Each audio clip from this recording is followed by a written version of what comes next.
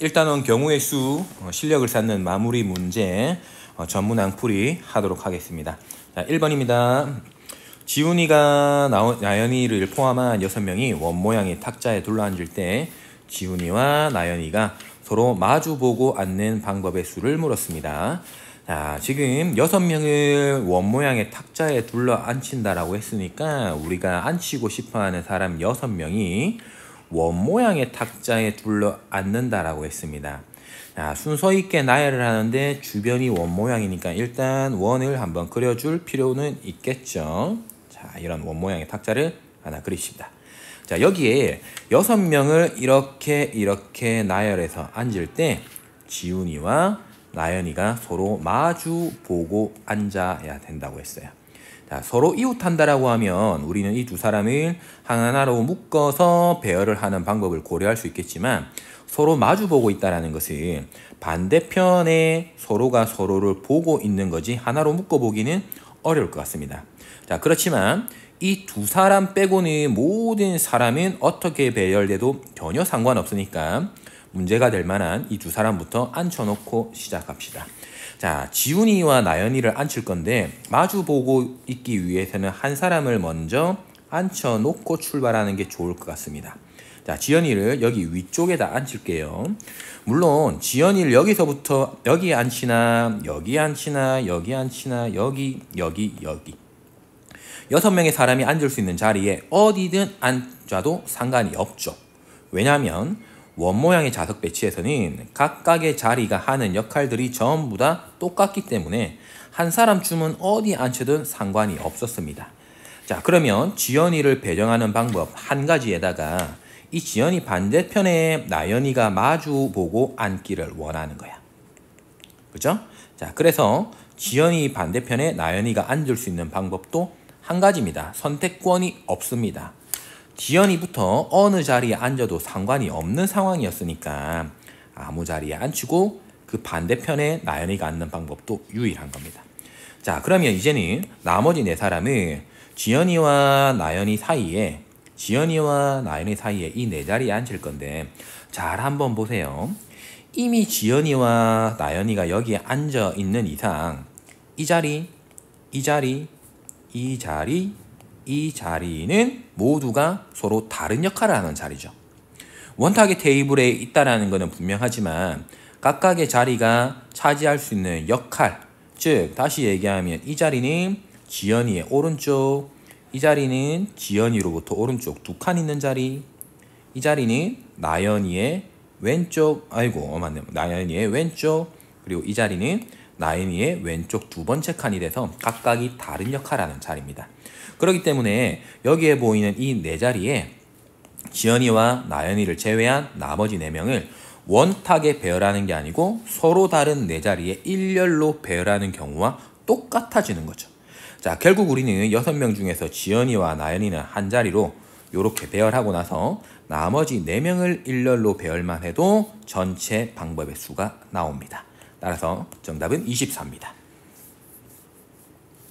2번입니다. 5가지 종류의 연필 중에서 중복을 허용해서 9개의 연필을 선택하는 방법을 물었습니다. 자, 5가지 종류의 연필 중에서 중복을 허용해서 9개의 연필을 선택한다라는 것은 한번 보세요.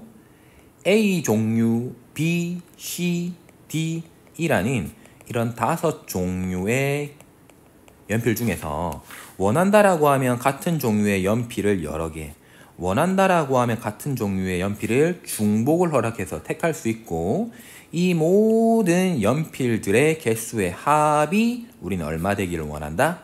9가 되기를 원하는 거예요. 이미 같은 종류의 연필이 9개 이상 있다라고 했으니까 한 연필만 이렇게 9개를 선택해도 상관없고요. 그렇게 되면 다른 종류의 연필들은 하나도 고르지 않아도 전혀 문제가 되는 게 아닙니다.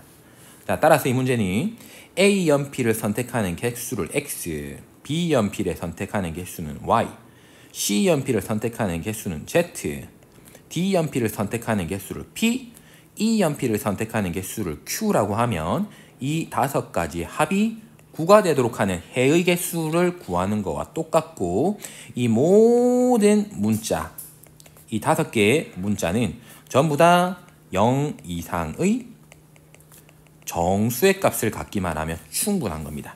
자, 우리 방정식 풀이할 때 했던 문제인 거죠. 0 이상의 정수, 음이 아닌 정수. 그죠?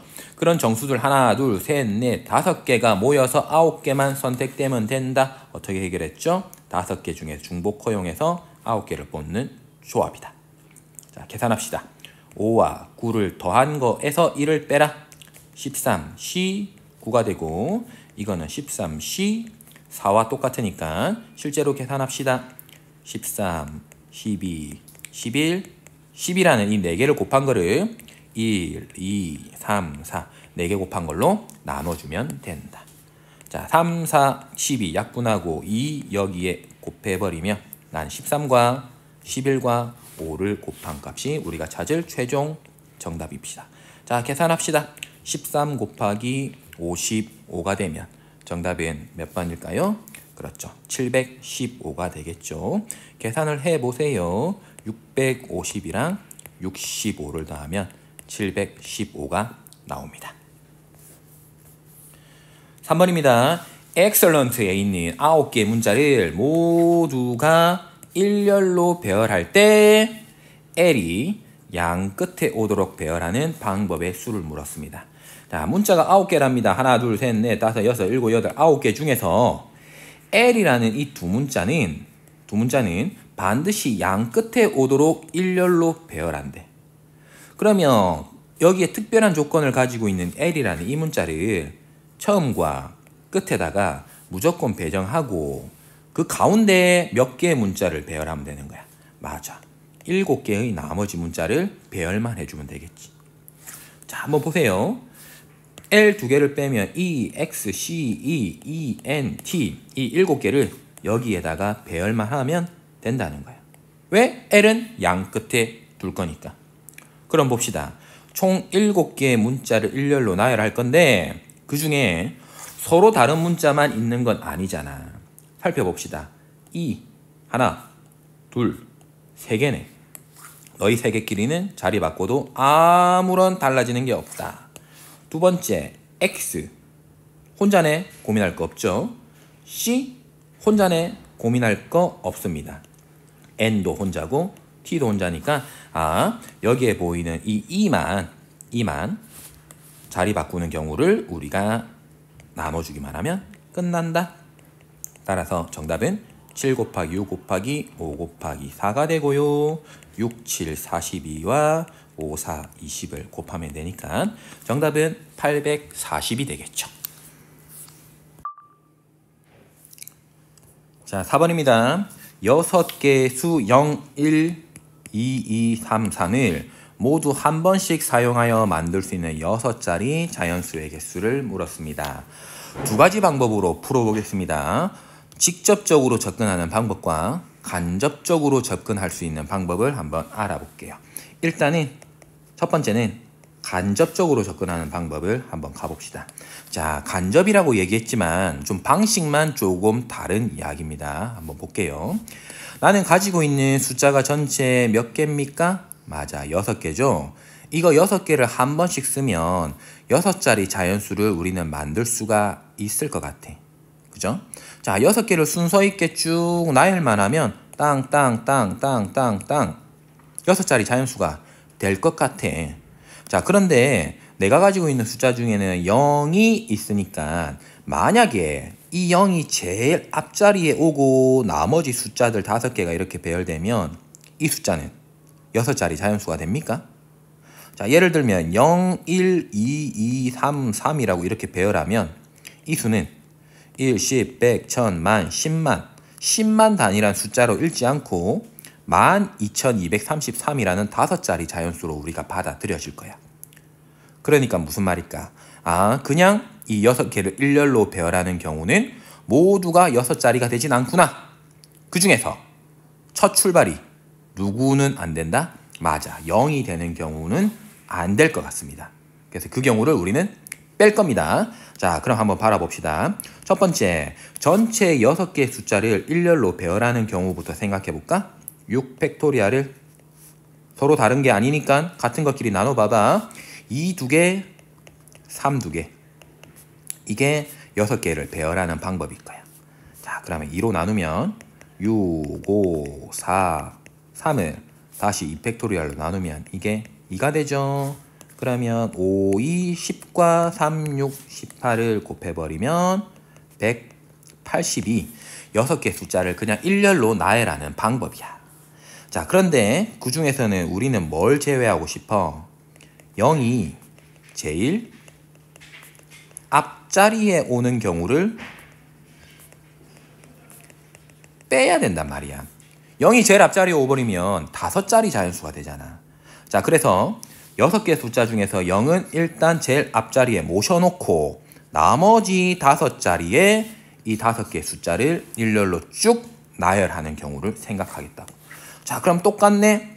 5개의 수, 0 빼고 5개를 일렬로 나열하는데 2도 2개고 3도 2개다. 자, 그러면 계산하면 2 팩토리얼 나눠주면 5, 4, 3까지만 남고 거기에 다시 2로 나눠주면 되겠죠? 약분하면 5, 2, 10 곱하기 3, 30이 돼서 우리가 찾을 정답은 180에서 30을 뺀 150이 정답이 돼줄 겁니다. 자, 이렇게 푸는 방법이 있겠지만 또 다른 방법으로 한번 가볼게요. 누군가를 뺀다기보다는 다이렉트로 한번 가봅시다. 자, 방금 얘기했지만 6자리 자연수가 되려고 하면 반드시 6자리 숫자 중에서 앞자리는 0이 나오면 안 돼. 그럼 0 빼고 누가 올 수 있을까? 그렇죠. 1 아니면 2 아니면 3이야. 그래서 세 가지로 나눌 거야. 제일 앞자리가 1부터 시작하는 경우와 두 번째 2부터 시작하는 경우, 그리고 세 번째 3부터 시작하는 경우로 나눠서 경우의 수를 따져볼 겁니다. 자, 제일 앞자리에 1이 오면 1은 앞자리에 강제 배정해. 그리고 남는 게 뭐니? 0, 2, 2, 3, 3.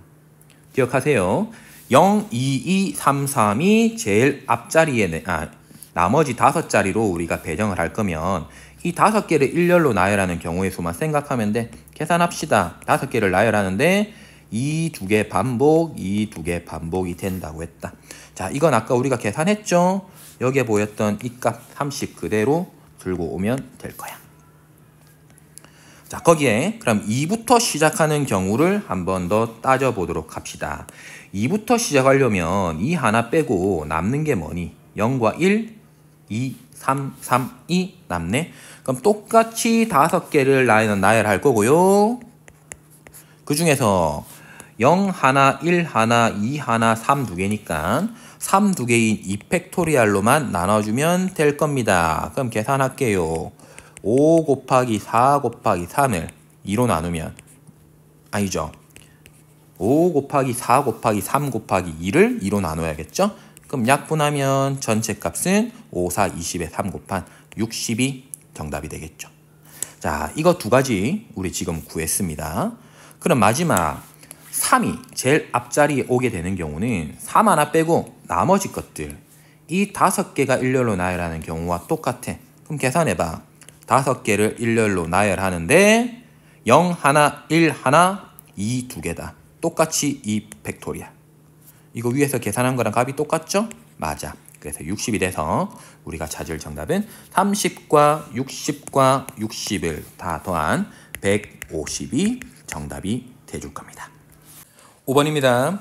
10명의 학생을 두 반 A, B에 최소 1명 이상 배정하는 방법의 수를 물었습니다. 자, 이 문제를 일단 풀기 위해서는 처음에 보이는 10명의 학생들이라는 이 말의 의미를 우리 분명히 하고 넘어가야 됩니다. 10명의 학생들이라는 것은 10개의 서로 같은 연필의 의미로 생각하면 안 됩니다. 10개의 서로 같은 연필이라는 것은 이 연필과 저 연필에 대한 구분이 없는 상황이지만 10명의 학생들이라는 말은 이미 서로 다르다는 말을 하지 않더라도 학생이라는 존재, 사람이라는 존재는 겉모습에서부터 말하지 않아도 서로 다른 역할을 해줍니다.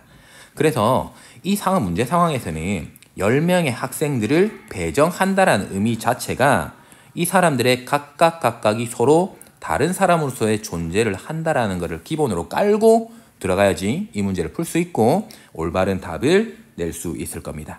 자, 그럼 이렇게 한번 생각해 봅시다. 10명의 학생이라는 것을 1번부터 2번 학생, 10번 학생까지 있다라고 한번 생각해 보고요. 나는 반에 A, B라는 두 개 반에 이 10명의 학생을 배정을 할 겁니다. 그러면 우리 생각을 해봅시다.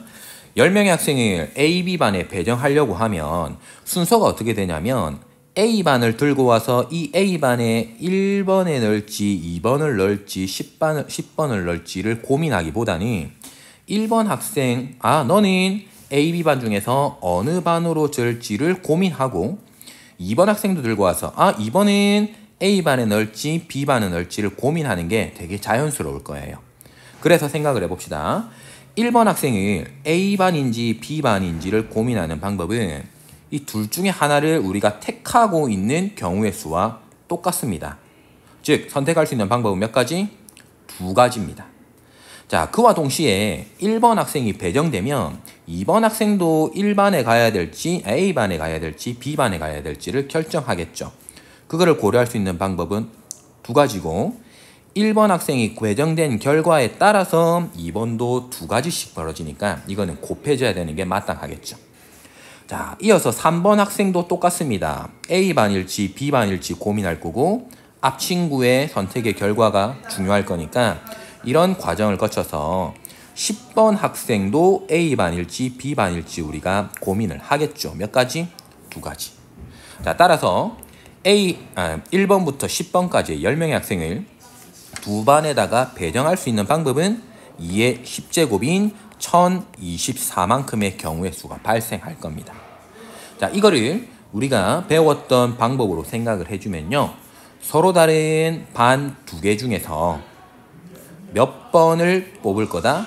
10번을 뽑을 건데 뽑았던 반을 다른 친구가 뽑아도 상관없으니까 중복이 가능하고요. 뽑은 순서가 중요합니다. 왜냐하면 1번이 A를 뽑고 3번이 B를 뽑는 경우랑 1번이 B를 뽑고요. 1번이 B를 뽑고 3번이 A를 뽑는 거는 배정 결과가 다른 거죠. 즉 뽑은 순서가 굉장히 중요한 역할을 하니까 중복을 허용하는 순열이 됩니다. 따라서 2 파이 10이라고 우린 간략하게 다이렉트로 2의 10제곱을 찾을 수 있는 상황이죠. 그죠? 자, 그런데 이 문제는 정답이 이게 아닙니다. 무슨 얘기를 해줬습니까? 문제에서 그냥 단순히 배정하는 게 아니고 최소 한 명 이상 A, B반에 배정을 하래요. 지금 우리가 찾았던 이 부분은 A반에 다 몰려도 상관없고 B반에 다 몰려도 상관없는 경우까지 포함이 되어 있습니다. 따라서 우리는 한 반에 모두 몰리는 상황, 그런 경우를 배제를 해야 됩니다. 몇 가지일까요?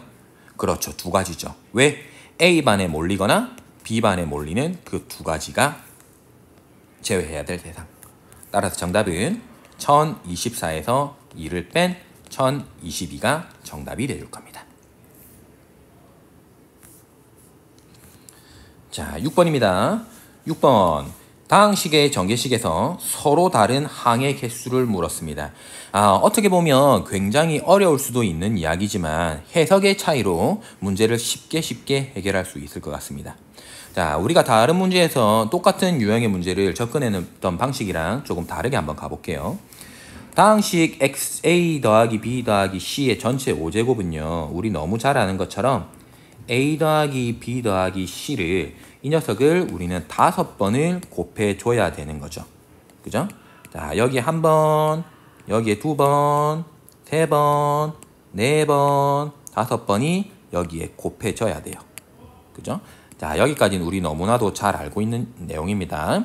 이렇게 5가지가 곱해지면 우리는 뭘 해야 되냐면 이 중에서 하나를 고르고 이 중에서 하나 고르고 하나 고르고 하나 고르고 하나 골라서 총 5번을 골라지니까 실제로는 A가 선택되는 횟수와 B가 선택되는 횟수와 C가 선택되는 횟수에 따라서 항이라는 녀석의 모양이 달라지지만 A가 선택되는 개수를 내가 X, B가 선택되는 개수를 Y, C가 선택되는 개수를 Z라고 한다라고 하면 당연히 X와 Y와 Z의 합은 얼마가 돼야 될까요? 맞습니다. 5제곱을 했으니까 5가 돼야 돼요. 선택되는 개수인 5만큼이 채워져야 된다. 그럼 우리가 찾고자 할 서로 다른 항의 개수는 여기에 지수에 해당되는 X값과 Y값과 Z의 값을 합쳐서 5가 될 수 있는 순서쌍의 개수를 의미하는 거고, 여기 X, Y, Z는 모두가 선택을 하지 않아도 되는 상황이니까 0 이상의 정수의 역할을 해줄 거야. 음이 아닌 정수의 역할을 해주는 거죠. 자, 그럼 문제 다 풀었네. 중복조합이죠. 서로 다른 세 문자 X, Y, Z가 중복을 허락해서 5번이 뽑히는 경우로 생각해주면 되고요. 이거는 2개 더해서 1을 뺀 7C5고 간단하게 계산하기 위해서 7C2가 되는 거고, 계산 결과는 6 곱하기 3, 21이 우리가 찾을 정답이 되겠죠. 자, 7번 문제입니다. 5개의 수 1, 2, 3, 4, 5 중에서 중복을 허용해서 세 자리의 자연수를 만들 때 이를 반드시 포함하는 세 자리의 자연수의 개수를 물었습니다. 자, 1을 반드시 포함한다라고 했고요. 나는 세 자리 자연수 111이라는 이 세 자리 자연수를 적당하게 여기에 가지고 있는 5개의 수를 중복 허용해서 넣고 넣을 거야. 그런데 이 1이라는 숫자가 여기에 어디에 들어갈지도 모르겠지만 몇 번이 들어가는지조차도 우리는 잘 몰라. 그래서 생각을 할 수 있는 방법은 많아. 자, 풀이는 이렇게 안 할 겁니다. 첫 번째, 1이 한 번만 들어가는 경우라면 1이 누구 3번 중에 하나에 어디 들어가고 나서 나머지 2, 3, 4, 5를 중복을 허용해서 2번을 뽑아주면 되겠지? 그럼 두 번째, 만약에 1이 2번 이 공간에 들어간다고 하면 1이 2군데 들어갈 거니까 나머지 한 자리에 2, 3, 4, 5가 한 번만 잘 찾아 들어가면 돼. 그죠? 그럼 마지막 세 번째, 1이 3번 모두 뽑히게 되면 그냥 111이잖아. 다른 고민할 필요 없이 이 경우만 우리가 답을 찾아주면 되는 상황이에요. 그죠? 자, 이렇게 풀어도 정답은 나옵니다. 그건 여러분들이 꼭 한번 해보도록 하고요. 선생님은 1을 반드시 포함하라고 했으니까 그 반대의 경우를 생각해서 전체에서 빼보려고 합니다. 자, 1을 반드시 포함한다의 반대는 뭘까요? 1을 포함하지 않는 경우의 수겠죠. 자, 이 경우를 전체의 경우에서 한번 빼봅시다. 자, 그럼 전체는 뭘까요? 자, 1, 2, 3, 4, 5에서 중복을 허용해서 세 자리를 만들 수 있는 경우만 따지면 될 겁니다. 자, 너무 뻔하죠. 중복을 허용하고 세 자리니까 순서 있게 나열해라. 몇 가지 중에서 5가지 중에서 중복 허용해서 3번 뽑아라. 5의 세제곱 125가 전체 경우의 수입니다. 자, 그러면 두 번째 내가 구하고자 하는 경우는 얘죠. 반대 1을 포함하지 않는 경우의 수. 그럼 1을 빼봐. 누가 남았어? 2, 3, 4, 5죠. 이거 4개 중에서 중복 허용해서 3개를 뽑을 겁니다. 자, 갑시다. 4개 중에 중복 허용해서 3개만 뽑아라. 다 됐네. 4의 세제곱 64가 돼서 따라서 내가 찾고자 하는 전체 정답은 전체 125 중에서 1이 포함되지 않는 경우를 빼면 61이 정답이 돼주겠네요. 8번입니다. 두 집합 X 원소 5개, Y 원소 3개, XY에 대해서 X에서 Y로 가는 함수의 개수를 물었습니다. 자, 함수의 개수를 다루는 문제는 여러분들이 1학년 때 배웠던 함수의 정의를 명확하게 이해하고 있어야지만 가능합니다. 자, 한번 봅시다. X라는 집합은 1, 2, 3, 4, 5로 이루어져 있죠. 이거를 우리는 정의역이라고 불렀고요. Y라는 집합은 1, 2, 3이라는 3개의 원소로 이루어져 있고요. X에서 Y로 가는 함수라고 하면 이 X를 정의역, Y를 공역이라고 불렀습니다. 자, 치역은 무엇이었냐? 함수값, 이 함수의 약속대로 찾아간 함수값들, 그 함수값들 전체의 집합을 우리는 치역이라 불렀고요. 이런 대응관계가 이루어졌다면 1, 2를 우리는 치역이라 불렀던 것 같습니다. 자, 그러면 이 문제에서 요구하는 함수의 개수를 물었던 내용은요. x에서 y로 가는 함수가 되기 위한 방법은 몇 개가 되는지 물어보는 겁니다. 기억해 봅시다. 함수의 정의는 집합 x에 있는 각각의 원소가 집합 y에 있는 원소에 하나씩 대응되는 관계를 함수라고 했습니다. 다시 얘기하면 x에 있는 원소마다 y에 있는 원소의 짝을 하나씩 지을 수 있는 화살표를 모든 아이들이 어디로 가든지 간에 화살표를 하나씩 보낼 수가 있어야 됩니다. 서로 다른 곳으로 가도 좋고 서로 같은 곳으로 가도 좋으나 X 집합 안에 있는 5개의 원소들은 화살표를 무조건 하나씩 쏴라. 어디로? Y 집합에 있는 원소 중에서 하나로.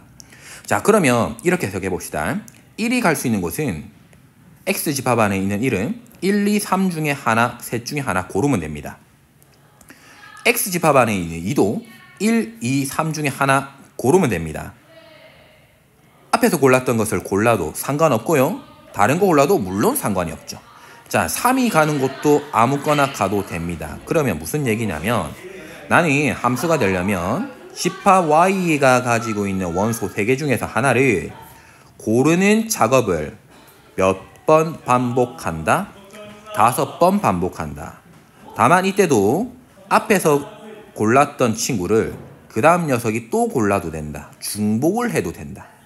자, 그리고 1이 2로 갔다면 2가 1로 갔다면 이 경우랑 1이 1로 가고 2가 2로 가는 경우는 선택된 결과만 보면 1과 2가 선택됐지만 그 순서가 상당히 의미가 있는 중요한 상황입니다.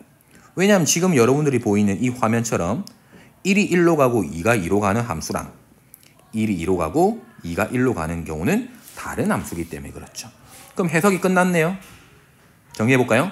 서로 다른 3개 중에서 하나를 선택하는 작업을 몇 번 할 건데 5번 할 거고 했던 것을 또 골라도 되는 중복이 가능하고 고르는 순서도 의미 있다. 중복 조합이네요. 즉 3개 중에 하나를 5번을 고른다라는 이런 식으로도 의미가 해석되고요. 중복 조합. 3개 중에 중복 허락해서 5번을 골라라. 3의 5제곱으로 답을 풀어줘도 아무 문제가 없을 것 같습니다. 정답은 5번 243이 됩니다. 자, 9번 가봅시다. 오른쪽 그림과 같은 도로망에서 호수를 지나지 않고 A 지점에서 B 지점까지 가는 최단 거리로 가는 방법의 수를 물었습니다. 자, 천천히 한번 설명해 볼게요. 잘 한번 봅시다. A 지점에서 B 지점까지 갈 수 있는 최단 거리는 짧은 방법이야. 자, 우리가 찾아갈 방법은 이렇게 대각선으로 가는 게 제일 짧겠지만 도로망을 따라가려고 하면 나는 가로로 돼 있는 줄을 이용하거나 세로로 돼 있는 줄을 이용할 수밖에 없고요. 최단 거리라는 말 때문에 가로로 이동하더라도 항상 오른쪽으로 이동하고 왼쪽으로 돌아오는 경우는 없어야 됩니다. 그리고 위쪽으로 이동은 가능하지만 다시 내려오는 경우는 없어야 됩니다. 왜? 최단 거리이기 때문에. 자, 그래서 우리의 방향은 오른쪽 아니면 위쪽으로만 이동해야 된다고 생각하고 문제를 한번 볼게요. 자, 가운데 호수가 없다라고 하면 너무 편했겠죠. 자, 가로로 몇 칸? 5칸. 하나, 둘, 셋, 넷, 다섯. 세로로 몇 칸? 하나, 둘, 셋, 넷 칸.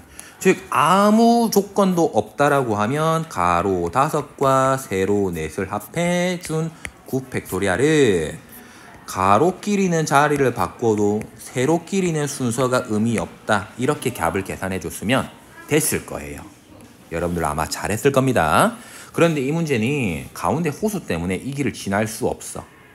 그럼 크게 한번 봐봐. 수학적으로 말고 생활지능으로 바라봐라. 이 호수를 안 지나가면 선택은 둘 중에 하나입니다. 위쪽으로 가든지 아래쪽으로 이렇게 지나가든지 둘 중에 하나일 거예요. 그래서 이 문제는 두 가지로 선택을 해서 문제 풀 겁니다. 자, 첫 번째는 위쪽을 향할 때, 두 번째는 아래쪽을 향할 때로 문제를 바라보고 해결해 봅시다. 자, 첫 번째입니다. 위쪽을 통해서 가려고 하면 나는 호수라는 길 빼고 이 정도 선 안에서 길을 찾아서 움직일 거야. 파란색 선 보입니까? 자, 1번 해서 여기로 보내봅시다. 이 안에서 사람이 최단거리를 가려면 이 안에서 가로만 움직이고 이 안에서 세로로 움직이고 여기서 방향을 틀어가야 돼. 그럼 바라봐. 자, 방향을 트는 것은 우리가 계산하기 어려웠고 늘 요런 직사각형 형태의 경로를 찾아가는 것은 답을 잘 구했거든. 그래서 그렇게 한번 생각해 볼 거야. 자, 이 길을 찾아가려고 하면 이렇게 가야겠지. B까지 오려면 당연히 여기에서 여기로 와야 돼. 지금 파란색 경로 안에서만 봅니다. 이 점을 오기 위해서는 이 앞에서부터 이렇게 오고 여기서부터 찾아오고 여기서부터 이렇게 찾아와야 돼. 근데 이 점을 오기 위해서는 왼쪽에서 올라와도 되지만 아래에서 올라와도 돼. 자, 그래서 우리가 고민이 되는 부분은 어디냐면 여기에 있는 이 자리까지 온 다음부터는 고민이 없어. 그래서 나는 이 지점을 P라고 이야기를 해서요. A에서 B로 가는 방법을 이렇게 끊어서 볼 거야. A에서 P까지 간 다음에 P에서 B로 가겠다. 왜냐하면 A에서 P로 가는 방법은 나 직사각형 경로로 생각만 하면 어렵지 않게 되거든. 그리고 P에서 B까지 간 거는 다이렉트잖아. 선택의 여지가 없잖아. 한 가지지. 그래서 이 부분은 한 가지인 거 분명하고 A에서 P로 가는 경로만 지금부터 한번 따져볼 겁니다. 사실 따질 것도 없죠. A에서 P로 가는 거는 가로 한 칸, 세로 하나, 둘, 셋, 네 개라서 전체 1과 4, 가로 한 칸, 세로 4칸, 5개의 길을 순서 있게 나열하는데 세로만큼은 서로 위치가 바뀌어도 아무 상관없다. 그래서 4팩분의 5팩 5가 됩니다. 그러면 전체 경우의 수는 A에서 P까지 가는 경우는 5가지고 P에서 B까지 가는 경우는 1가지니까 내가 찾을 정답은 5 곱하기 1, 5가지가 답이 돼요. 무슨 경우? 위쪽을 통해서 찾아가는 경우. 자, 그럼 이제는 아래쪽 경로로 갈 겁니다. 어떻게 갈 거냐면 요렇게 아래쪽 경로로 갈 거면 지나갈 수 있는 길을 만들어 봐봐. 이런 길이 만들어지겠지? 자, 이 안에서만 내가 움직일 겁니다. 2번 경로입니다. 그럼 또 따져봐봐. A에서 출발하면 고민의 여지가 없어. 여기까지는 자동, 여기까지 자동, 여기까지는 자동이야. 그죠? 여기서부터 위로 갈지 아래로 갈지 고민하겠지? 그래서 나는 이 지점을 다시 Q라고 이야기를 해볼게요. 그럼 Q까지 오면 이젠 여기서부터 B까지 가려면 또 여기 애매한 꼬부랑 길, 위로 갈 수도 있고 아래로 갈 수 있는 2가지 선택권이 있기 때문에 또 한 번 끊어볼 거야. 자, Q에서 위쪽으로 지나가게 됐을 때를 Q1이라고 하고요. Q에서 오른쪽으로 지나가는 길을 내가 Q2라고 이야기하게 되면 나는 A에서 Q 쪽으로 간 다음에 Q1을 통해서 가는 방법이 있고요. Q2를 통해서 가는 방법이 있을 겁니다. 그러면 만약에 Q1을 통해서 왔다면 A는 이렇게 오겠지? 그리고 어디로 가야 돼? 호수로 갈 수는 없잖아. 이쪽으로 당연히 오겠지? 자, 그럼 당연히 오는 이 지점을 나는 다시 R이라고 이야기를 하게 되면 복잡하죠? 자, 복잡하지만 문자만 복잡한 거야. 쭉쭉쭉 여기까지만 잘 오면 R에서 B까지는 이런 직사각형으로 가주면 된다고. 자, 그래서 Q1까지 왔으면 R까지 가서 나는 B까지 갈 거다라는 경로를 생각했어. 그럼 얘 말고 만약에 Q2를 통해서 왔다라고 하면 Q2까지 도착하면 그 다음은 어떻게? 옳지. 이만큼의 경로만 지금 와주면 되는 거야. 따라서 나는 Q2까지 왔다고 하면 그 다음부터는 B까지 다이렉트로 올라가 주면 돼.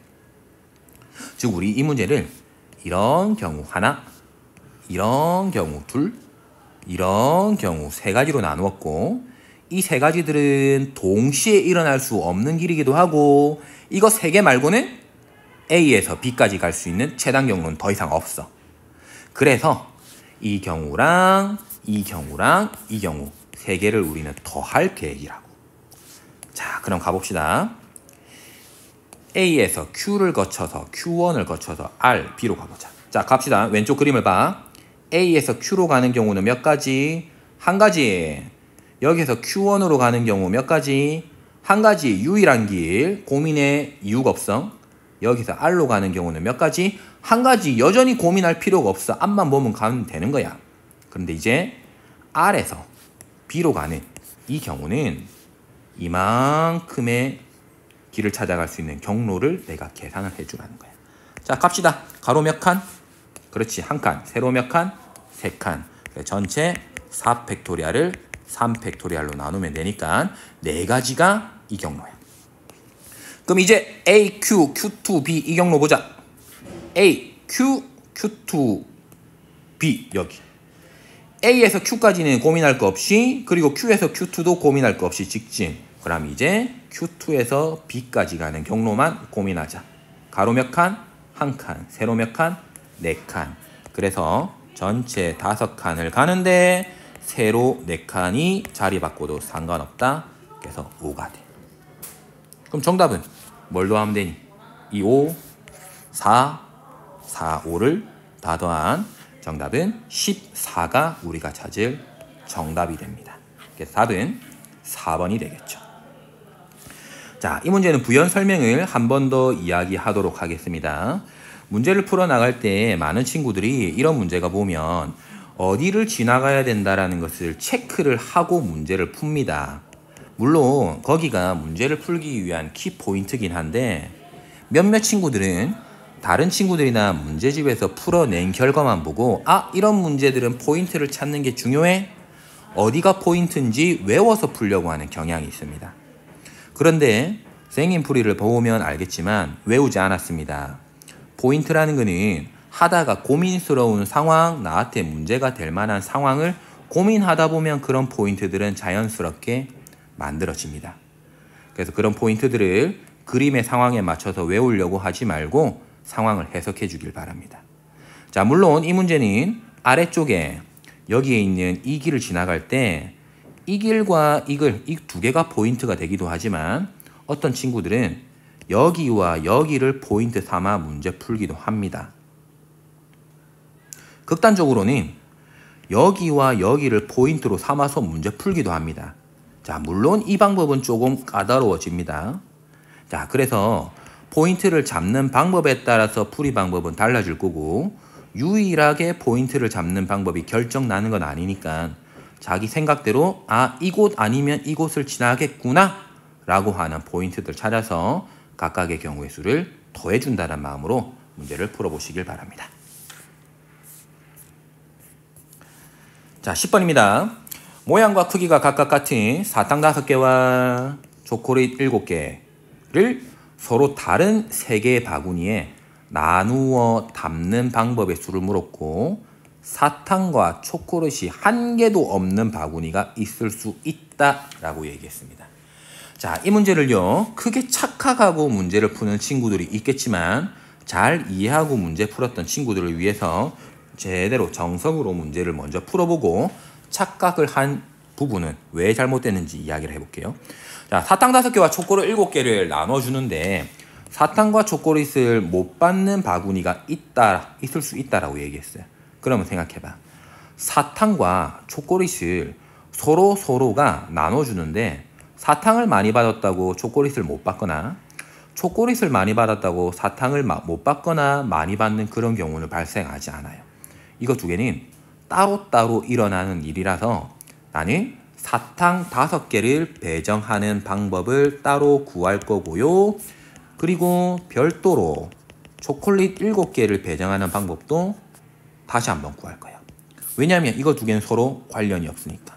자, 그럼 가봅시다. 사탕 5개를 어디에? 바구니 3개에 담을 거예요. 해석을 해봅시다.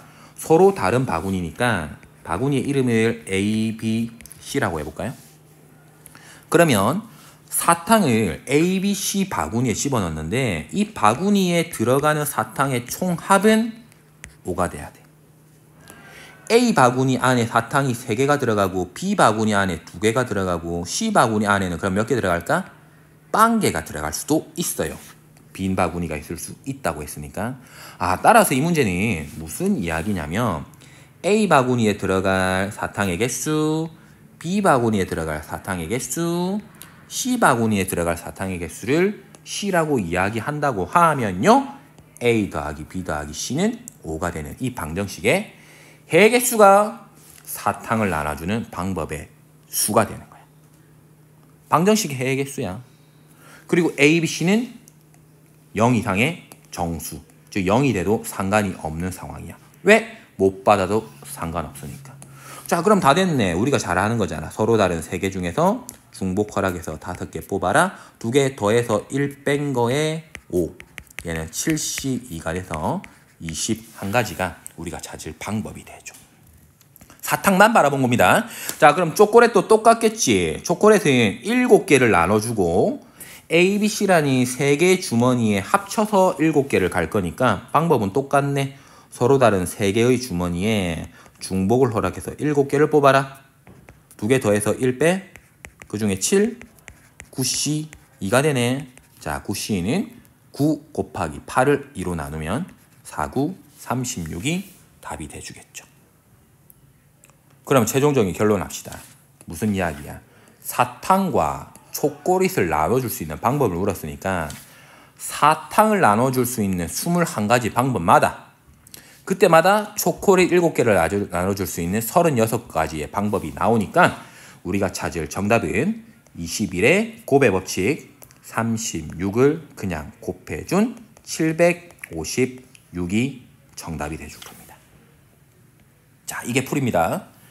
자, 그러면 서두에도 얘기한 것처럼 이렇게 부는 친구도 있지만 선생님 어차피 사탕과 초콜릿 5개, 7개를 나눠준다는 얘기는요, 물건, 간식을 총 12개를 나눠주는 방법으로 한꺼번에 계산해서 12개를 서로 다른 3개 주머니, 아이고 미안합니다. 12개를 서로 다른 3주머니, 그러면 3주머니 중에서 하나를 고르는 작업을 12번 반복하는 거와 같지 않습니까? 그러면 14C, 12, 14C, 2와 똑같은 거 아닙니까? 라고도 생각할 수가 있겠죠. 자, 그러면 실제로 계산해보면 얘는 14 곱하기 3을 2로 나눈 값이 돼서 91가지가 답이 나오거든요. 자, 그럼 비교해보세요. 너무나도 많은 차이가 나죠. 왜 이런 일이 발생했는지 여러분들이 한번 따져볼 필요가 있습니다. 예를 하나 들어볼게요. 사탕이 1개고 초콜릿이 1개인 경우를 A라는 사람과 B라는 두 사람한테 나눠준다 생각해봐. 자, 만약에 A한테 사탕을 1개 주고 초코를 1개를 줘버리면, 그리고 반대로 A한테 A한테 초콜릿을 하나 주고 B한테 사탕을 하나 주면 어떻습니까? 이 받아주는 상황은 분명히 다른 상황이지. 자, A가 사탕 받고 B가 초코 받는 거랑 A가 초코 받고 B가 사탕 받는 경우는 다른 경우야. 자, 그런데 이거를 간식의 종류를 구별하지 않고 그냥 간식 2개라고 내가 생각하면 지금 왼쪽에 보였던 이 모든 경우는 A도 간식 1개고 B도 간식 1개로 똑같은 상황으로 해석이 돼버려. 분명히 다르게 간식 받았는데 서로 똑같다라고 해석이 돼. 이 일이 왜 발생했냐면 사탕과 초콜릿이 분명히 다른 간식임에도 불구하고 우리는 같다라고 통칭했기 때문에 이런 일이 발생했다. 그러니까 이야기 결론은 뻔하죠. 구별이 돼야 되는 것을 한꺼번에 묶어버리면 우리가 생각했던 개수보다 훨씬 더 적은 경우의 수가 발생한다. 이 방법은 좋지 않은, 아니죠, 틀린 방법이 되는 겁니다. 10번 설명은 여기서 끝. 자, 11번입니다. 다음 그림의 파스칼 삼각형을 이용해서 3C1, 4C2, 5C3, 6C4의 값을 구해달라고 했습니다. 자, 그냥 단순히 값을 구하는 게 아니고 파스칼 삼각형을 이용해 보라고 합니다. 자, 그렇지만 우리 단순히 한번 구해봅시다. 3C1은 3이고 4C는 2 곱하기 3, 6이고 5C3은 5C2라서 10이고 6C4는 6C2니까 3, 5, 15가 돼서 9, 19, 20, 30, 74가 우리가 찾을 답이 될 겁니다. 자, 그런데 11번이 파스칼의 삼각형을 이용해 보라고 하니까 이용하는 방식을 우리가 적극 활용을 해 보도록 할게요. 자, 그림을 좀 더 확대해서 봅시다. 구하라는 부분을 표시를 한 번 더 해보도록 합시다. 3시 1, 4시 2, 5시 3, 6시 4가 있습니다. 자, 우리 파스칼 삼각형에서 우리가 알고 있는 두 가지 방식은 여러분들이 기억을 해 봅시다. 같은 라인은 서로 좌우가 대칭이라서 NCR은 NCN 빼기 R과 똑같았습니다. 그리고요, 자, 인접해 있는 두 조합의 합은요, 다음 라인에 뒤에 있는 숫자의 번호 위치와 똑같은 라인의 숫자와 같았습니다. 즉 6시1과 6시1을 더하면 7시2가 되었죠. 이 부분을 식으로 나타내면 NCR과 NCR 더하기 1의 합은요, 다음 줄 N 더하기 1, C 뒤에 있는 자리 R 더하기 1과 같다라는 이야기를 했거든요. 자, 이 부분이 머릿속에 들어있으면 우리가 구할 수 있는 부분을 조금은 쉽게 구할 수 있다라는 게 파스칼의 삼각형이었어요. 자, 그럼 이 방법을 한번 이용해 볼게요. 지금 내가 구해야 되는 이거 4개는 이대로는 할 수 있는 게 없어 보입니다. 자, 왼쪽 오른쪽의 값을 똑같다라고 두기보다는 지금 여기에서 대각선 오른쪽으로 내려가고 있는 이 4개 합을 구하라고 했는데, 잘 한번 생각해 봅시다. 만약에 3C0이라는 값이 있었다라고 하면 어떻게 되나요? 여기에 보이는 3C0과 3C1의 합은 누가 되죠? 그렇죠. 4C1이 됩니다. 이거 두 개의 값은 없이도 지금 화면에 보이는 이 4개의 합이 우리가 구할 값이랑 똑같은 거예요. 자, 그럼 똑같이 한 번 더 갑시다. 4C1과 4C2의 합은 누가 되죠? 그렇죠. 5C2가 됩니다. 그래서 얘 둘을 안 구해도 요거 이 3개 값을 구해지면 처음 우리가 이 4개의 값을 구하는 거와 5개의 값을 구하는 거와 똑같은 거예요. 자, 그럼 한 번 더 갑시다. 5C2와 5C3의 합은 누가 되니? 6C3이 되는 거고요. 그럼 우리가 구할 것은 실제로는 이거 2개 값만 구해주면 돼. 그런데 한 번 더 가면 6C3과 6C4의 합은 누가 됩니까? 그렇죠. 7C4가 돼주니까 나는 최종적으로 7C4의 값만 구해줘도 누구의 값을 구한 거와 동일하다? 맞습니다. 3C0, 3C1, 4C2, 5C3, 6C4를 다 더한 게 바로 7C4가 돼버린다라는 거야. 자, 그럼 한번 생각해봐. 나는 내가 찾고자 하는 부분은 3C1과 4C2와 5C3과 6C4였는데 그림을 봐줘. 여기에서 3C0만 더해버리면 이 결과가 뭐와 똑같다? 그렇죠. 7C4가 돼버렸어. 왜냐면 봐. 3C0과 3C1의 합, 이거 두 개 합은 그림을 지워볼까? 3C0과 3C1의 합은 이거 두 개 합은 4C1과 똑같았거든? 자, 이거 빼고 우린 4C1이라고. 그럼 4C1과 4C2의 합은 4C1과 4C2의 합은 5C2와 똑같다고. 즉, 얘 빼고 5C2. 그럼 5C2와 5C3의 합은 5C2와 5C3의 합은 6C3이었어. 자, 얘 빼고 6C3이 된다고. 또 6C3과 6C4의 합은 6C3과 6C4의 합은 7C4라고. 즉, 보이는 이 전체는 7C4가 돼버려. 자, 그런데 나한테는 이 3C0이 처음부터 필요가 있었다 없었다? 없었어요. 필요에 의해서 집어넣었으니까 실제로 내가 구하고자 하는 값은 3C0을 다시 빼줘야겠죠? 3C0만 다시 빼주면 돼. 자, 따라서 우리가 찾고자 할 최종적인 정답은 7C4, 즉 7C3에서 3C0 1을 빼면 되고요. 7C3은 여러분들이 한번 멈춰놓고 계산하세요. 765를 1, 2, 3으로 나눈 값 35에서 1을 뺀 34가 우리가 찾을 정답이 되고요. 우리가 처음에 예상했던 그 답과 동일해졌다는 걸 알 수 있습니다. 자, 누가 더 편하다라는 얘기는 할 수는 없겠지만 지금 간단한 몇 개의 값만 물어봤기 때문에 이 방법이 편할 수 있지만 복잡하게 더 많은 10개, 100개의 값이 있을 때는 이런 파스칼의 삼각형의 방법이 우리한테 큰 도움을 줄 수 있다는 거. 그거를 알았으면 좋겠습니다. 자, 12번입니다. 12번 다음 식의 값을 구하여라. 앞쪽에 있는 확인학습 문제에서 이미 풀었습니다. 문제 구조를 볼게요.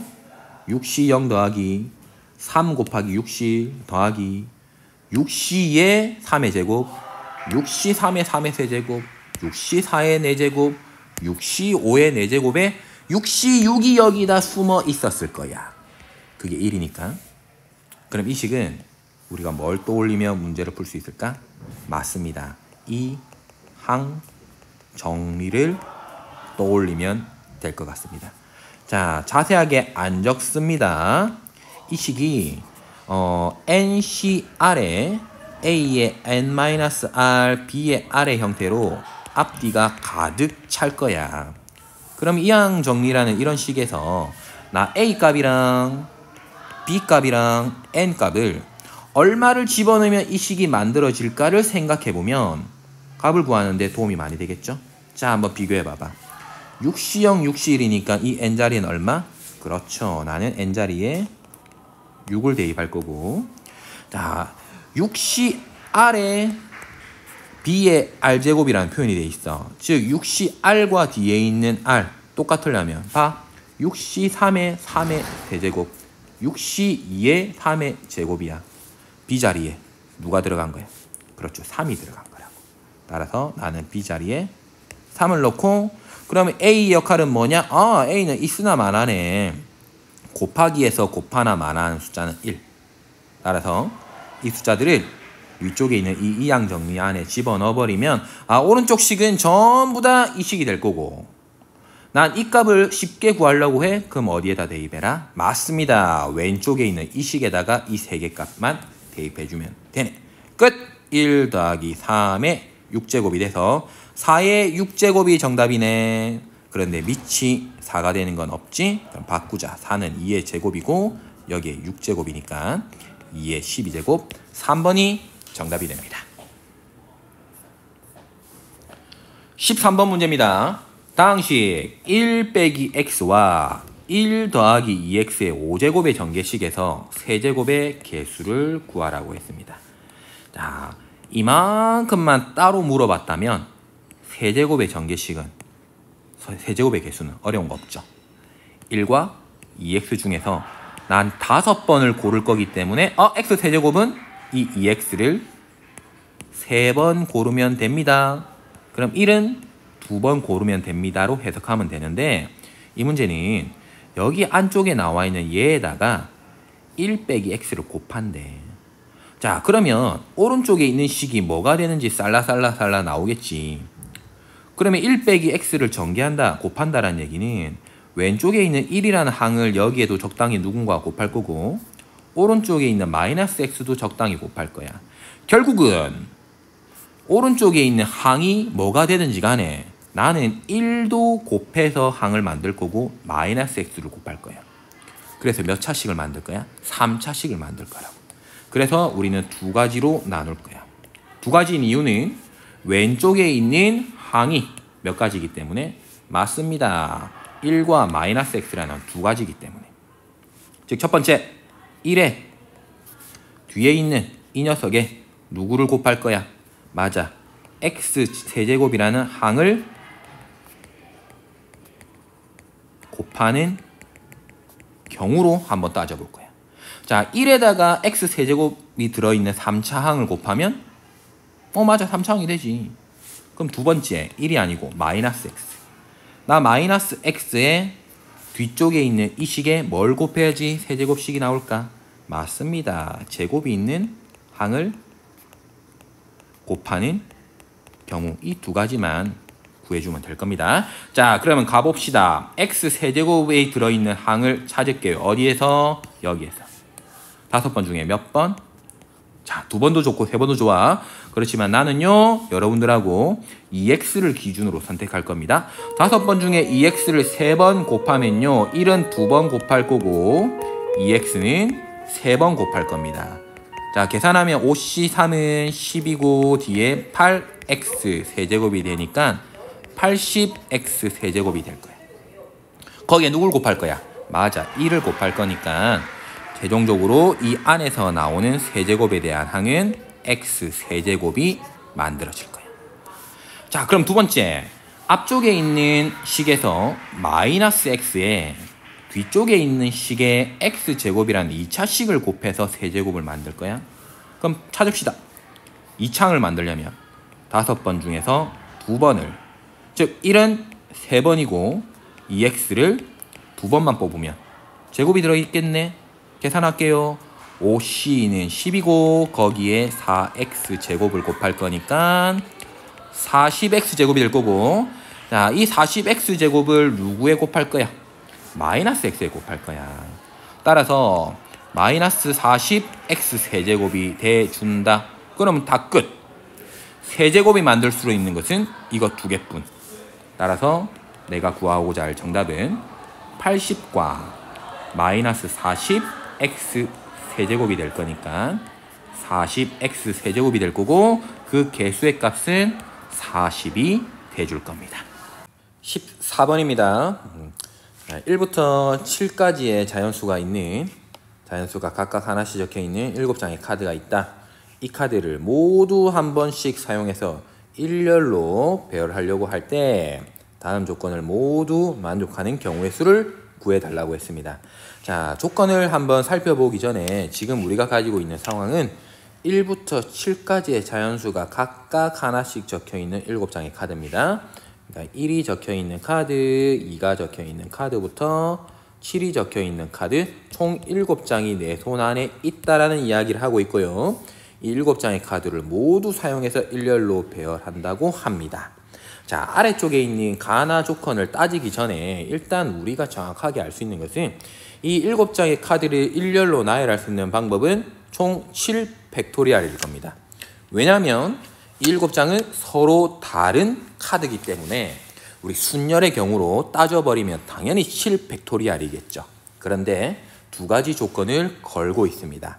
가 조건, 6은 2보다 왼쪽에 배열해라. 자, 6을 먼저 해석해보면요. 6과 2가 분명히 배열이 될 건데 6과 2 사이에 누가 있든 없든 상관이 없지만 무조건 2보다 6이 왼쪽에 있어 줘야 된답니다. 자, 2가 왼쪽에 있는 경우는 절대로 안 된다는 얘기겠죠. 두 번째, 홀수가 누가 있죠? 맞습니다. 1, 3, 5, 7이라는 이 홀수들은 왼쪽에서부터 큰 수부터 순서대로 배열한다고 합니다.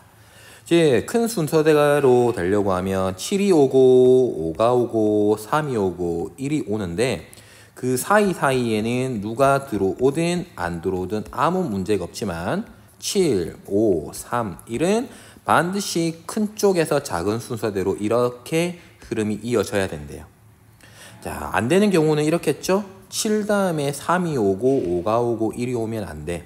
그 사이에 누가 들어오든지 간에 이 경우는 절대로 안 된다라는 이야기를 합니다. 자, 사실 이 문제는 문제 구조만 이해가 된다라고 하면 그냥 한방 컷입니다. 7팩토리얼을 2팩토리얼과 4팩토리얼로 나눠주기만 하면 됩니다. 그런데 그 과정을 여러분들이 반드시 정확하게 이해를 할 필요가 있을 것 같습니다. 자, 이런 상황을 한번 생각을 해볼게요. 맛집이 있어요. 맛집. 맛있는 음식을 파는 이 맛집에 사람이 많으니까 줄을 설 거야. 앞에서부터 줄 서 있는 사람 순서대로 입장을 하겠죠. 여기에요. 수학이라는 사람이 먼저 줄 서고요. 학수라는 사람이 이렇게 줄을 서는 경우를 한번 생각해 봐요. 자, 이 경우랑 학수가 먼저 줄을 서고 수학이 줄 서는 이런 경우 두 가지를 한번 생각해 볼까요? 자, 이런 두 가지. 이 두 가지는 줄 서는 방법도 다르지만 입장하는 순서 역시도 결국은 달라지는 거다, 그죠? 자, 그런데 이 맛집 사장님이 줄 설 때도 나는 그냥 줄 쓴 순서대로 무조건 반영하지 않을 거고 연장자 순으로 밥을 먹일 거야 라고 얘기를 한다라고 하면 수학과 학수가 그냥 줄 서는 게 아니고 순서가 부여가 돼버린 거야. 어떤 순서? 나이 순이라는 순서가 들어가 버린 거지. 연장자 순서라는 이야기는 나이가 많은 사람이 먼저 밥 먹으란 얘기야. 자, 수학이가 만약에 13년생이고 학수가 14년생이라고 치자. 누가 나이가 많습니까? 그렇죠. 수학이 나이가 많으니까 자, 수학과 학수가 너희끼리 줄 서라 라고 하지만 나이가 많은 사람이 먼저 밥 먹기로 했으니까 나는 수학과 학수는 무조건 수학이 앞자리에 서게 되는 거야. 그러면 왼쪽 상황을 봐. 학수는 14년생이고 수학은 13년생이면 맛집에서 얘기하는 그 순서가 지금 지켜지지 않는 상황이지. 그럼 이 부분을 이렇게 한번 생각을 해보자. 학수랑 수학이라는 이 두 사람이 일렬로 배열하는 방법은 두 가지 2팩토리얼일 건데 맛집 사장님이 강제로 순서를 배정해버렸어. 순서가 중요하지 않다는 얘기가 아닙니다. 맛집 사장님이 수학과 학수한테 나이가 많은 사람이 무조건 앞에 쓰세요 라고 하는 순간 순서는 자동으로 하나의 순서로 결정이 났어. 즉, 이 두 사람이 순서를 바꾸는 이런 경우는 의미가 없어지고 이 두 사람의 순서는 하나의 순서로 고정이 돼버리니까 무슨 얘기야? 단순히 두 명이 줄 세우는 경우 모든 것 안에서 이 둘이 순서 있게 줄 맞춰 바꾸는 경우는 큰 의미가 없다라는 이야기를 할 수 있는 거지. 왜냐하면 맛집 사장님이 연장자 우선 나이가 많은 사람이 밥을 먼저 먹으세요 라고 얘기를 하는 순간 순서가 무시가 되는 거야. 누구에 대해서? 이 두 사람에 대해서 순서가 무시가 돼. 자, 용어 헷갈리지 맙시다. 순서가 중요해지긴 했지. 나이가 많은 사람이 먼저 오기로 했는데 순서가 있긴 있지만 그 순서가 고정이 돼버렸어. 그러니까 이 두 명의 순서 있게 나열하는 방법이 의미가 있다 없다? 없게 되는 거야. 순서를 고정해버렸으니까. 자, 따라서 두 명을 줄 맞춰 세우지만 이 둘의 순서는 나는 의미가 없어졌습니다. 왜냐하면 줄 맞춰 세우는 방법을 나는 한 가지 방법으로 고정했기 때문에. 따라서 이 두 사람이 연장자 순으로 나이가 많은 사람 순으로 줄을 쓸 수 있는 방법은 한 가지가 돼버리는 거야. 이해됩니까? 자, 그럼 이 상황이 문제 14번에서 그대로 적용이 됩니다. 가조건을 보세요. 6은 2보다 왼쪽에 배열한다라고 순서를 지정을 해줬어. 순서가 의미가 없는 게 아니죠. 6과 2가 자리가 바꿀 수 있는 상황이 분명히 있음에도 불구하고 6이 왼쪽에 있다는 얘기는 이 경우는 생각하지 말고 6을 무조건 왼쪽에 집어넣으라고 순서가 고정이 돼버렸어. 그러니까 6과 2 사이의 순서는 내가 고려하지 않아도 된다는 거지. 이해됩니까? 오케이. 그럼 나 조건도 봐. 홀수 1, 3, 5, 7에 대해서는 큰 수부터 순서대로 배열을 왼쪽에서 한대. 7과 5와 3의 1을 왼쪽에서부터 큰 거 순서대로 순서를 고정해버렸어. 순서가 의미 없다라는 얘기가 아닙니다. 순서를 고정해버렸으니까 이 7, 5, 3, 1끼리 자리를 바꾸는 이 모든 경우는 의미가 없이 이 넷끼리의 순서는 하나로 고정된다라는 이야기입니다. 자, 그럼 문제 다 풀었습니다. 14번 문제 다시 한번 보세요. 7장의 카드를 일렬로 나열할 거니까 당연히 7개를 나열하는 7팩토리얼인데 그 중에서 2와 6은 순서가 의미가 없죠. 그러니까 순서가 고정되니까 2팩토리얼로 나눠주면 되고 1, 3, 5, 7도 순서가 고정돼 있다. 그러니까 너희끼리 1, 3, 5, 7끼리는 순서를 바꾸는 게 의미가 없다. 나눠주면 되겠습니다. 자, 따라서 우리가 찾고자 할 정답은 7, 6, 5를 2로 나눈 이렇게 정답은 105가 답이 돼줍니다. 자, 마지막 15번입니다. 부등식 x 더하기 y 더하기 z 더하기 오메가가 4 이하가 되도록 하는 이 식에 대해서 x, y, z, 오메가가 모두 음이 아닌 정수인 해의 개수를 구하시오 라고 했습니다. 자, 많이 본 형태지만 딱 하나 우리 이 부등호 때문에 물음표가 하나 생긴다. 그죠? 익숙지 않다. 저 부분을 우리가 해결할 방법을 고민해야 될 것 같습니다. 자, 1번 봅시다. 구하려고 하는 것은 무엇인가? 구하려고 하는 것은 질문 그대로죠. 이 부등식을 만족하는 네 문자의 음이 아닌 정수인 해를 우리는 구하고 있습니다. 자, 그러면 2번입니다.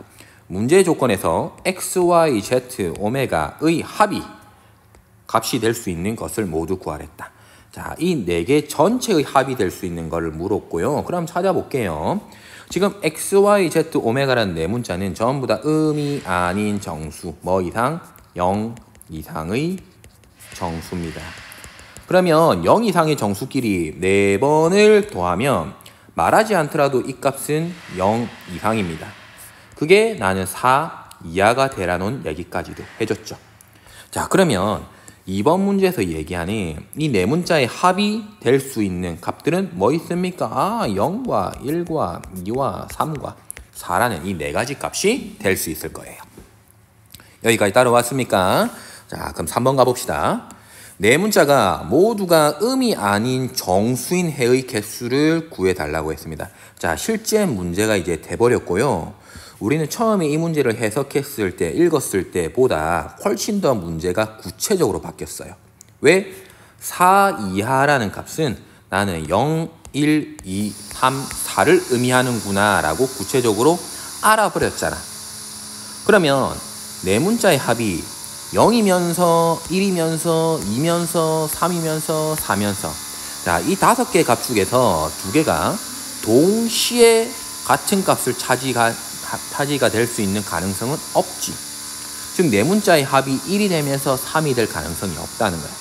따라서 우리는 이거는 0일 때, 1일 때, 2일 때, 3일 때, 4일 때 각각의 경우의 수를 구해서 더해주기만 하면 될 것 같습니다. 자, 그래서 구해봅시다. 첫 번째 x, y, z, 오메가의 합이 0일 때를 구해보고 두 번째 극값이 1일 때, 세 번째 극값이 2일 때, 네 번째 극값이 3일 때, 다섯 번째 극값이 4일 때 구해봅시다. 자, x, y, z, 오메가는 전부 다 음이 아닌 정수다. 서로 다른 4개를 더해서 0이 된다. 어디서 많이 봤죠? 중복조합이죠? 4개 중에서 중복 허락해서 1개. 자, 두 번째는 4개 중에서 중복 허락해서 1개. 4개 중에서 중복 허락해서 2개. 4개 중에 중복 허락해서 3개.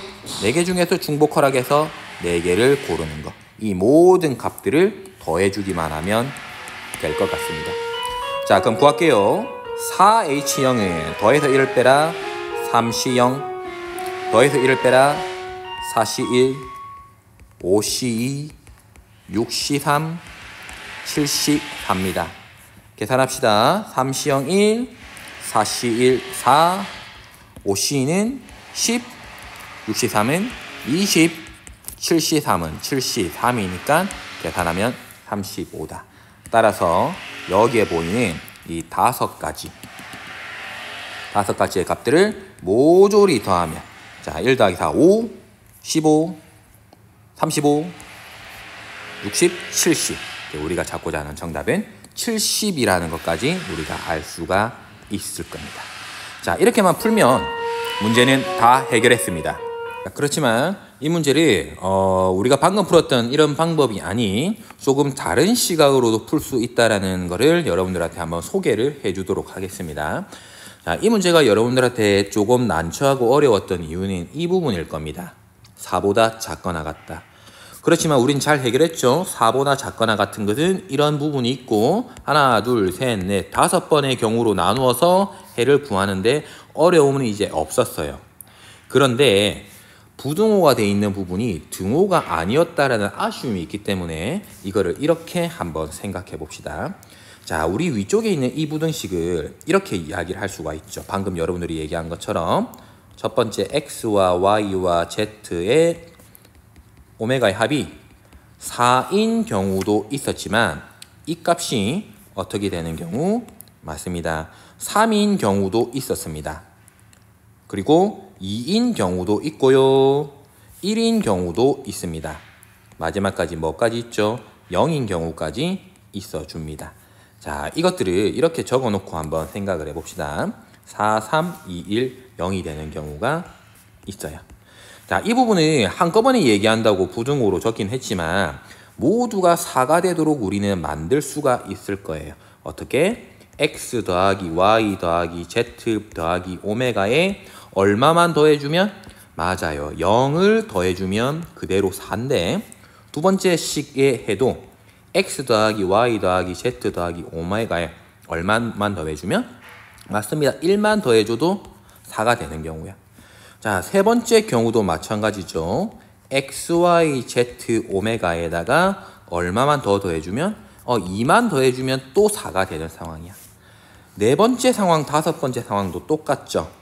네 번째 상황은 x, y, z, 오메가가 1이니까 여기에 내가 3만 더해주면 4가 되는 거고 마지막은 x, y, z, 오메가의 합 자체가 그냥 빵이니까 여기에 4를 더해주면 4가 되는 경우입니다.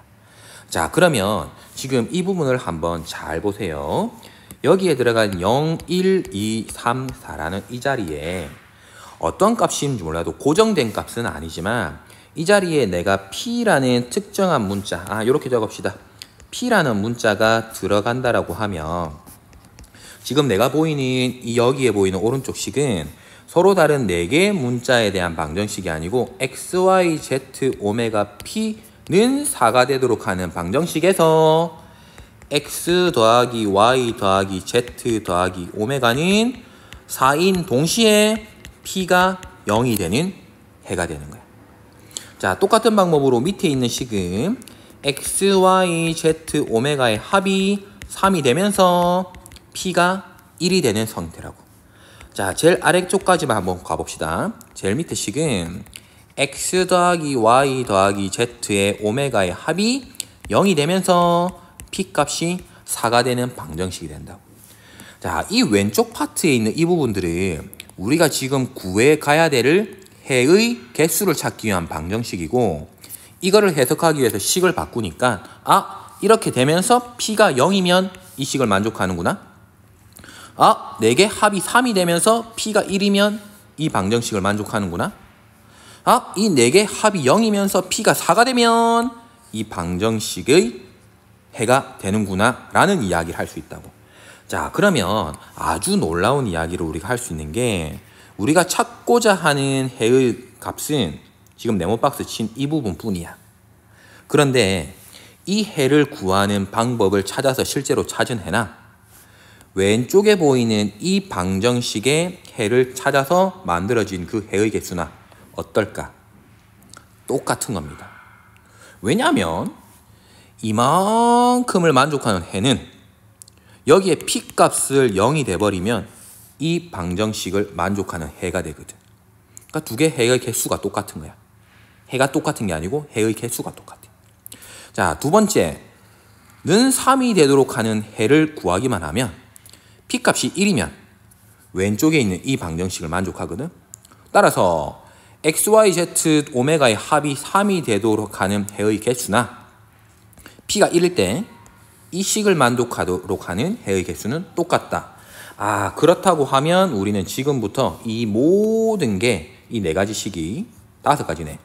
x와 y와 z와 오메가에다가 어떤 특정한 p의 값을 더했을 때 얼마가 되도록 4가 되도록 하는 이 방정식에서 p값이 0부터 출발하는 정수 역할을 한다면 이 방정식의 해의 개수나 원래 내가 가지고 있던 이 전체, 다시 하면 위쪽이죠. 이 부등식의 해의 개수나 똑같아진다라는 얘기야. 자, 그럼 한번 정리해보자. x 더하기 y 더하기 z 더하기 오메가 더하기 p는 4가 되도록 하는 방정식의 해의 개수를 구하고 싶은데 여기서 말한 x, y, z, 오메가, p는 모두가 어떻게 된다? 맞습니다. 음이 아닌 정수라는 얘기까지 우리가 할 수가 있고요. 그렇다고 하면 이 방정식의 해의 개수는 이제 우리 잘 알지. 문자가 몇 개? 5개. 그 중에서 중복허락에서 몇 개 뽑자? 4개. 이게 우리가 찾을 해의 개수고 최종적인 정답이랑 같다라는 얘기네. 자, 구합시다. 2개 더한 거에서 1 뺀 거에서 뒤에 4. 8시 4. 계산할까요? 8시 4는 8, 7, 6, 5를 4, 3, 2, 1로 나누면 되고 4, 2 약분 3으로 6을 나누면 7, 2, 5밖에 안 남네. 따라서 우리가 찾고자 할 정답은 7 곱하기 2, 14 곱하기 5가 돼서 70이 정답이고요. 그 결과는 처음에 우리가 계산했던 값이랑 서로 똑같아집니다. 자, 이 두 가지 방식이 우리가 이해할 수 있는 방식이고요. 여러분들이 더 편하고 접근이 수월하고 이해가 될 만한 방법을 찾으면 됩니다.